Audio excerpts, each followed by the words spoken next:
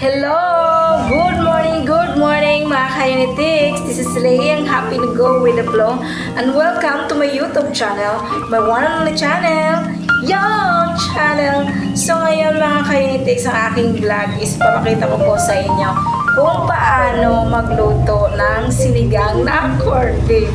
So bali, trending na trending siya ngayon. So marami nang kumakain ng ganito at marami na rin nagluluto, no? So, ayun, try ko naman po siyang mga ka-Unitics na lutuin. So, ito po yung ating mga ingredients. Ito po yung sitaw. Ito po yung sayote. Nilagyan ko po siya ng sayote mga ka-Unitics. Tapos, ito naman po yung talong, eggplant. So, ayan po yung pagka-slice ko po. Tsaka, ito naman po yung radish. Tapos po, ito rin po yung kangkong, saka ito naman po yung sibuyas, kamatis, at bawang. Tapos ito din yung sinigang mix. Yan po. Tapos ito naman po yung ating carne norte corn. So, ayun, CDO. So, ayun, simulan na natin ang pagluluto.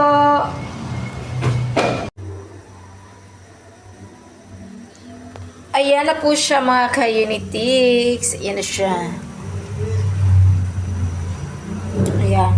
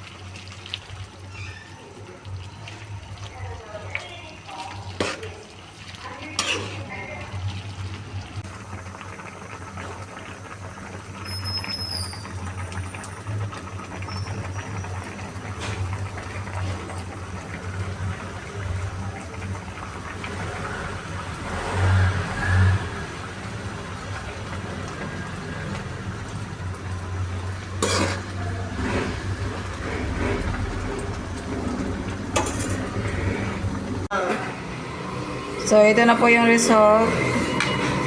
Tsaka, sinigang. Sinigang-gang-gang.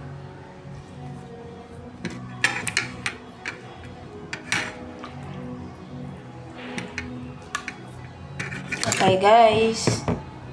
Kain tayo mga ka-Unitics. Yan po siya mga ka-Unitics. Ayan. Yan po yung ating sinigang-gang-gang. Yan siya. Ito rin, may naluan ko rin ng isda, paksiw. So, ayan. Kain na po tayo.